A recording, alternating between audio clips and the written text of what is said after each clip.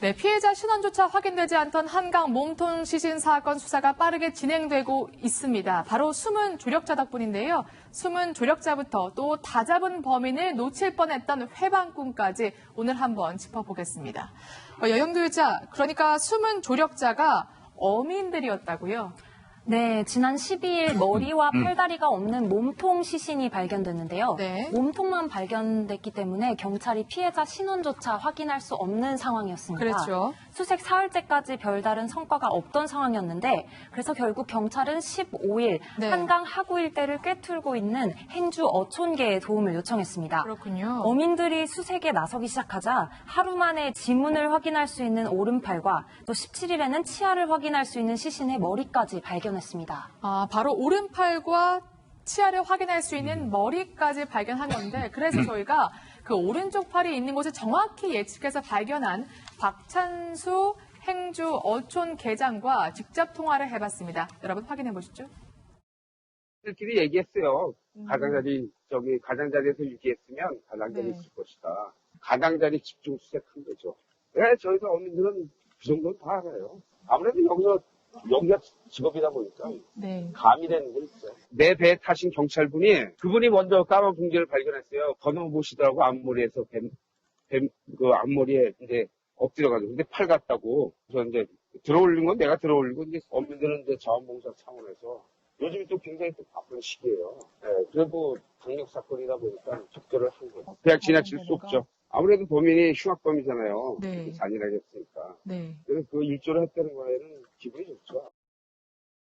네, 자꾸 감이 있다고 말씀하셔서 제가 어떤 감이냐고 여쭤봤는데 설명을 못 하시고 하여튼 자기는 안다고 이렇게 본인은 아신다고 말씀을 하시더라고요. 정말 구석구석 또 수색을 했다고 하는데요.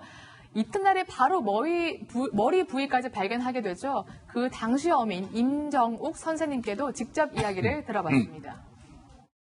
고기 잡는 어선으로다가 그 안에 못 들어가요. 그 안에라도 하나라도 들어가서 있을 수도 있다라는 생각하에 고무보트에다 형사님하고 같이 셋이서 이제 그 안을 수색을 한 거죠. 제가 맨 앞에 있었죠. 그래가지고 까만 봉다리만 보면 스톱 후진해 그래가지고 전진 그래가지고 이제 들어가서 확인해보고 어떤 건 이제 뭐 쓰레기 담아져 있는 것도 있고 뭐 그늘이라 컴컴해서 까만 그 봉다리 있어가지고 그래가지고 건져 올리니까 냄새가 나는 거예요.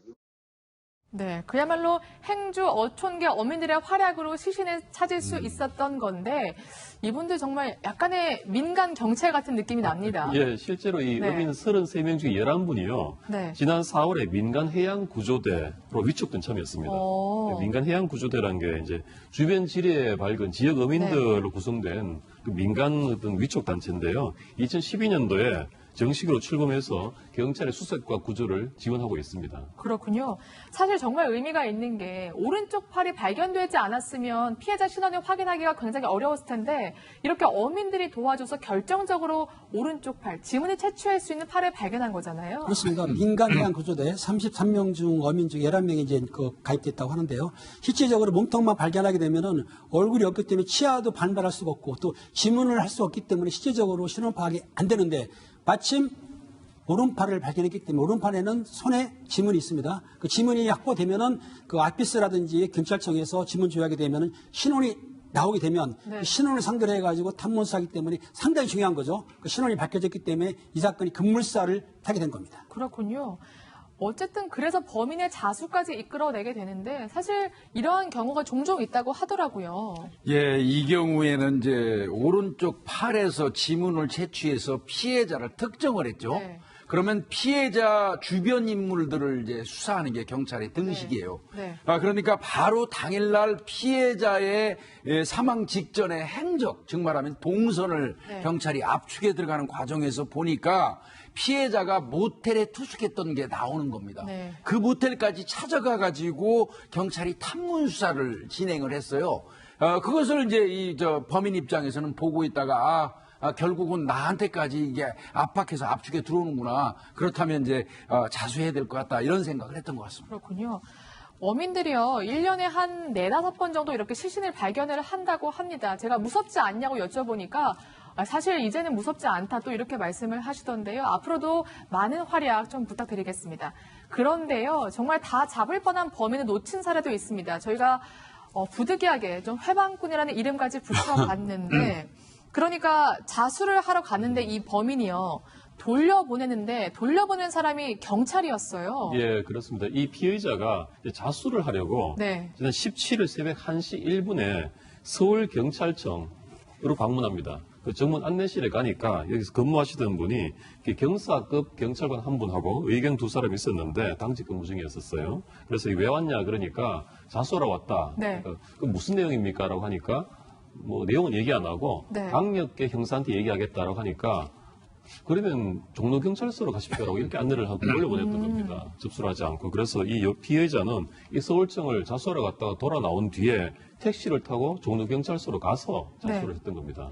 사실 택시를 타고 바로 종로경찰서로 가서 다행이지 마음을 바꿔서 도망을 갔다면 미제로 끝날 뻔했습니다. 어떻게 보세요, 위원님? 경찰에서는 이 사건이 나오고 이 문제가 되자마자 안내실에 근무하는 매뉴얼상 자수자 처리에 대한 명확한 규정이 없는 게 문제였다 이렇게 네. 얘기했는데 이건 말도 안 되는 소리예요. 말도 안 되는 네, 소리다. 저도 32년 경찰 생활했지만요. 자수자 처리 규정이라는 게 무슨 필요가 있습니까?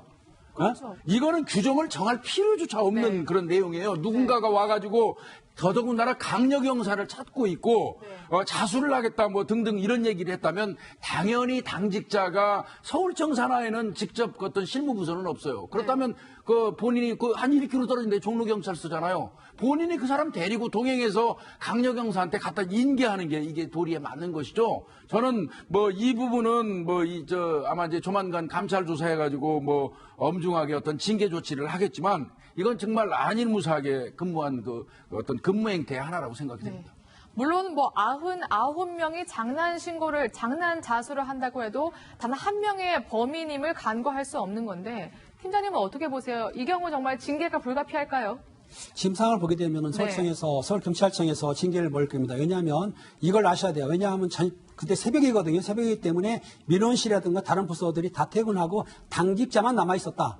근데 안내실에는 당직자 의견이 있었다. 그리고 오게 되면은 안내를 하고 그 사건이 긴급 사건이 아니라 하더라도 강력 경사를 만난다고 한다면 또 추궁을 하든지 아니면은 또 강력 경사를 불러올 수도 있었는데 단순히 생각하고 보낸 거에 대해서는 뭐 두말할 나위가 없어요. 네. 하지만 야간이기 때문에 그 당직자 입장에서 보면 자기 시간대에만 근무를 하기 때문에 네. 좀 아니할 생각했던 거고 아까 말씀하신 대로 실제적으로 강력사건을 한다면은 경찰청에도 강력부가 있긴 있어요. 있는데 당직자 한 명이 있기 때문에 그럴 경우에는 종로소로 안내를 해서 인계했으면 좋을 뻔했는데 또 그리고 이 피의자가 왜 서울청으로 하는지 이해가 안 가요. 왜냐하면 구로소에 모텔이 수탁한다면 구로경찰서에 신고하든지 하는데 네. 아니면 언론에 뭐라고 나왔냐면 언론에 고향소에서 사건하는 걸 알았단 말이에요. 네. 근데 고향소를 안 가고 서울경찰청을 찾아온 이유는 제 생각인데 경찰서보다는 한 단계 위인 상급부서에 자기가 자수하게 되면은 좀 더 언론이라든지 그런 것 때문에 과실이 있지 않나 하는 생각이 들긴 하군요.